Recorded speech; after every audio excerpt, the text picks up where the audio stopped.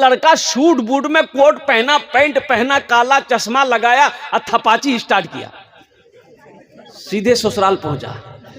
गांव में जैसे घुसा एक बुढ़िया, वो अब उस जमाने की बात है जब ये सब नहीं था, ये सब नहीं था।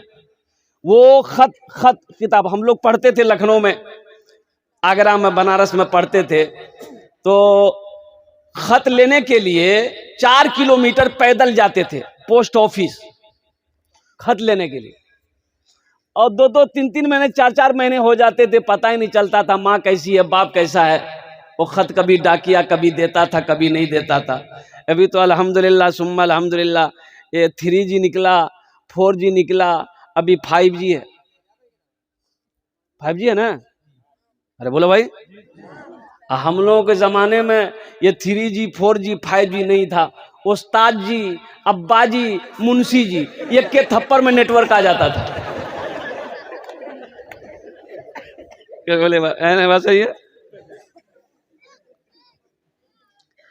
ये लड़का गांव के अंदर में दाखिल हुआ, चश्मा लगाकर। एक बुढ़िया दौड़ी आई, बोले बेटा रुको, कहाँ घर छो? तो बोला कि मेरा फला जगह घर है, हम ससुराल आए हैं। तो बोला बेटा गाड़ी तो साइड करो, ये मेरा बेटा दिल्ली में रहता है, खत भेजा है, पढ़ के सुना दो। वो नौजवान मोटरसाइकिल खड़ी किया, अब वो बुढ़िया हाथ में खत थमा दी, ए बेटा एक खत पढ़ के हमको सुना दो, ये खत में क्या लिखा है। कुर्बान जाइए, वो नौजवान खत को, तो वो बैरन खत, अंतर्देशी कार्ड, उसको खोल के देखने लगा, और देखते देखते लड़का रोने लगा। तो लड़का जो रोने लगा ना, तो बुढ़िया समझी हमारे बेटा कुछ भैग लो, तो बुढ़िया भी रोने लगी। अब बुढ़िया को रोते हुए देखी, उसकी बेटी जो आंगन में थी वो दौड़ के आई, माँ को रोते हुए देखी तो वो भी रोने लगी। मोहल्ले वाले जमा हो गए कि भाई आखिर हुआ क्या। लोगों ने पूछा, रे खत में लिखा क्या है? उसका बेटा को कुछ हो गया, बीमार है, क्या है? नहीं है, पढ़ के सुनाओ तो सही। तो कुर्बान जाइए, ये लड़का बोला कि नहीं कुछ नहीं हुआ है, इसका लड़का ठीक है। तो लोगों ने पूछा, तू रो कह रहा? बोला नहीं, हमको खत पढ़ना नहीं आता है, हम जाहिल हैं इसलिए रो रहे हैं, अफसोस कर रहे हैं कि काश उस वक्त मदरसा चले गए होते, पढ़ लिए होते, तो आज शर्मिंदगी उठानी नहीं पड़ती। इस खत को पढ़कर हम बुढ़िया को सुना देते। हम रो रहे हैं।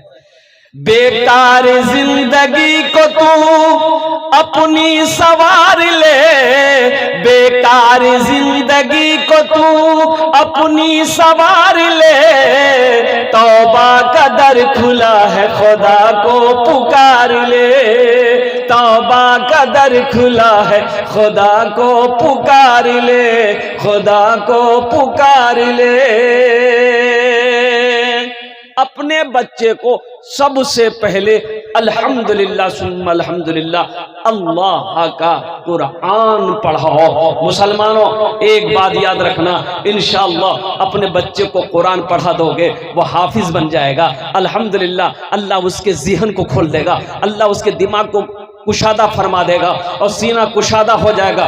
फिर अगर उसे आप इंजीनियर बनाओगे तो बेहतरीन इंजीनियर बनेगा, अगर उसे फिर डॉक्टर बनाओगे इंशाअल्लाह बेहतरीन डॉक्टर बनेगा, अगर उसे आप एक वकील बनाओगे इंशाअल्लाह वो एक बेहतरीन वकील बनेगा। अल्हम्दुलिल्लाह सुम्मा अल्हम्दुलिल्लाह 2023 में 2000 बच्चों ने नीट का एग्जाम दिया। 2023 का रिपोर्ट है। मदरसे के बच्चे हाफिज कुरान 2000 बच्चों ने नीट का एग्जाम दिया।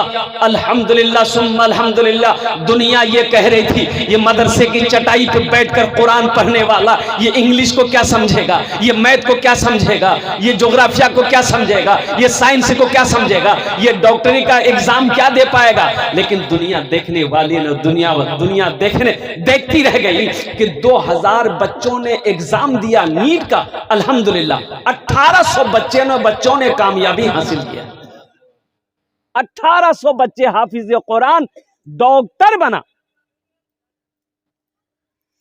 बच्चों को अपने साहिबे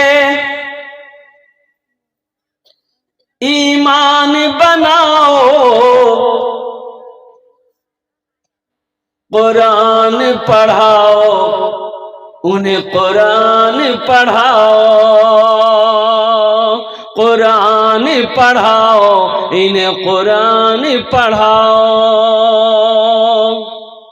सरकार की सीरत का जरा इनको सजाओ, कुरान पढ़ाओ, इन्हें कुरान पढ़ाओ।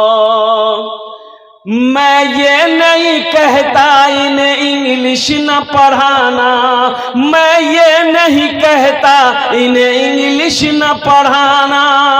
डीएम भी बनाओ, इन्हें कमिश्नर भी बनाओ। हाँ शर्त है पहले इसे दीन के अरकान सिखाओ, कुरान पढ़ाओ, इन्हें कुरान पढ़ाओ।